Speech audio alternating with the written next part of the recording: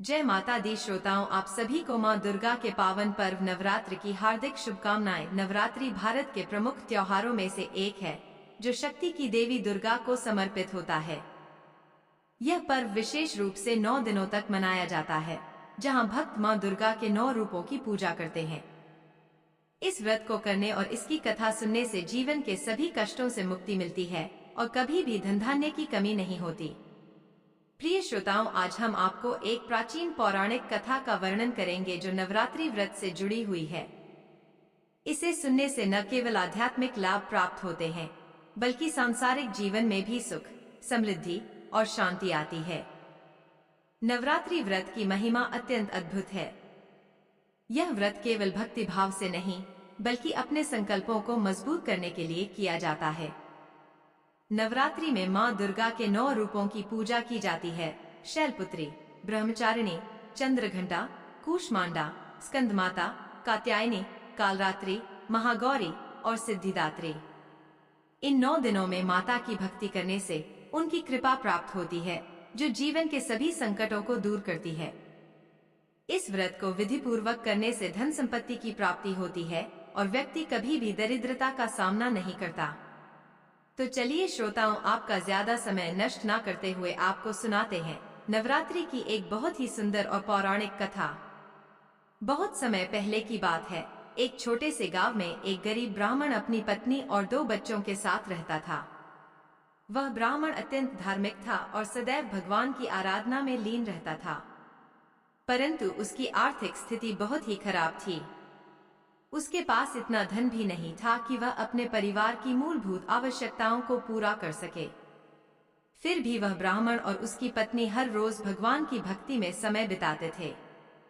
एक दिन ब्राह्मण की पत्नी ने उससे कहा, हमारी आर्थिक स्थिति बहुत खराब हो चुकी है। घर में खाने के लिए अन्न का एक दाना भी नहीं है। क्या हम इसी तरह जीवन यापन करते रहेंगे?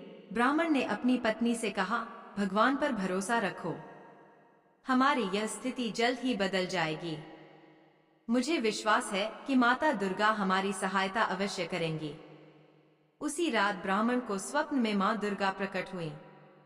उन्होंने कहा, हे ब्राह्मण, तुम्हारे जीवन के सारे संकट दूर हो सकते हैं यदि तुम श्रद्धा और भक्ति के साथ नवरात्रि का व्रत करो और इसकी कथा का श्रवण करो। इस व्रत की महिमा अपरंपार है। इसे करने से हर प्रकार की विपत्तियों से मुक्ति मिलती है और सुख समृद्धि की प्राप्ति होती है। ब्राह्मण ने नींद से जागने के बाद इस स्वप्न को अपनी पत्नी को बताया। उन्होंने निर्णय लिया कि वह आने वाली नवरात्रि में पूरे विधि विधान से व्रत करेंगे और माता की कथा का श्रवण करेंगे। ब्राह्मण और उसकी पत्नी ने नवरात्रि व्रत की तैयारी प्रारंभ की। उनके पास साधन सीमित थे, लेकिन उन्होंने अपनी श्रद्धा में कोई कमी नहीं आने दी।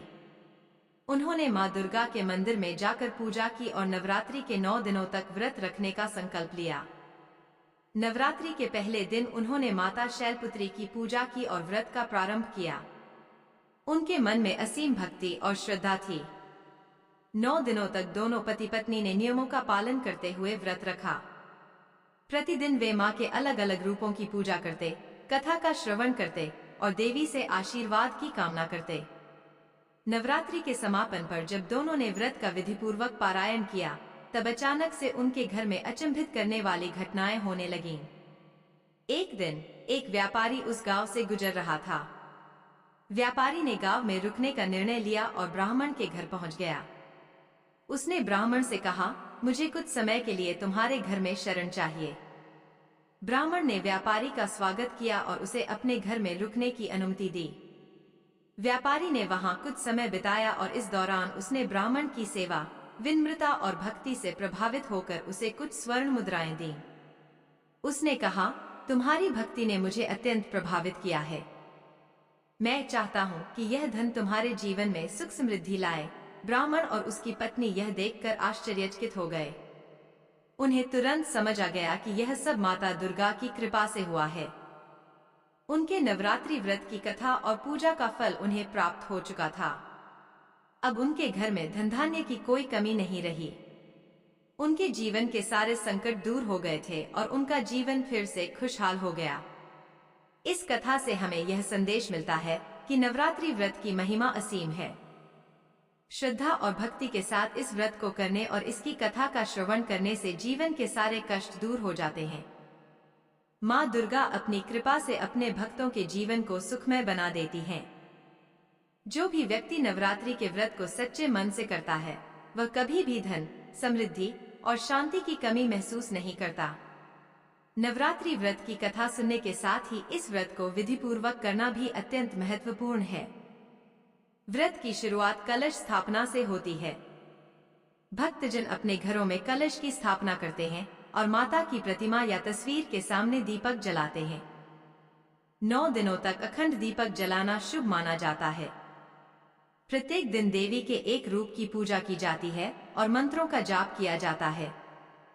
पूजा के बाद देवी की आरती की जाती है और उन्हें नैवेद्य अर्पित किया जाता है। व्रत के दौरान साधक को सात्विक भोजन करना चाहिए और ब्रह्मचर्य का पालन करना चाहिए। उपवास में फलाहार करने की परंपरा है, परंतु कुछ लोग केवल जल ग्रहण कर उपवास करते हैं। नवरात्रि के दौरान देवी की कथा का श्रवण करना अत्यंत शुभ माना जाता है। इस नवरात्रि व्रत की महिमा की दूसरी कथा सुदामा से जुड़ी हुई है। सुदामा भगवान श्री कृष्ण के बचपन के मित्र थे। वे अत्यंत निर्धन थे और कठिनाइयों का सामना कर रहे थे। उनकी पत्नी ने उनसे कहा कि वे अपने मित्र श्री कृष्ण से सहायता मांगे, परंतु सुदामा को ऐसा करने में संकोच था। फिर भी वह अपनी पत्नी के आग्रह पर द्वारका गए और भगवान श्री कृष्ण से मिले। श्री कृष्ण ने अपने मित्र का स्वागत किया और उनकी स्थिति देखी। सुदामा ने भगवान से कोई भी सहायता नहीं मांगी, लेकिन श्री कृष्ण उनकी दयनीय स्थिति समझ गए। सुदामा के घर लौटते ही चमत्कारिक रूप से उनके घर की स्थिति बदल गई। उनका पुराना टूटा फूटा घर एक महल में बदल गया और उनके पास अपार धन संपत्ति थी। यह कथा हमें यह सिखाती है कि सच्ची भक्ति और श्रद्धा से भगवान के पास जाने पर वे अपने भक्तों को कभी निराश नहीं करते। सुदामा ने कभी भी धन के लिए भगवान से याचना नहीं की, परंतु भगवान ने उनकी भक्ति से प्रसन्न होकर उन्हें सब कुछ प्रदान किया। नवरात्रि व्रत की कथा भी इसी प्रकार की है। अगर सच्चे मन से माँ की पूजा की जाए तो देवी की कृपा से सब कुछ संभव है। नवरात्रि व्रत की कथा एक प्रेरणादायक और पवित्र कथा है जो हमें जीवन के संघर्षों का सामना करने की शक्ति देती है। माँ दुर्गा की उपासना से जीवन के सारे संकट दूर हो जाते हैं और धन, समृद्धि और सुख शांति की प्राप्ति होती है। प्रिय श्रोताओं, इस प्रकार से आज की यह ज्ञान से परिपूर्ण कथा समाप्त हुई। आशा करते हैं यह कथा आपको पसंद आई होगी। यदि आपको यह कथा पसंद आई हो तो एक बार सच्ची श्रद्धा से जय माता दी, जय जगदम्बा भवानी अवश्य लिखें। धन्यवाद।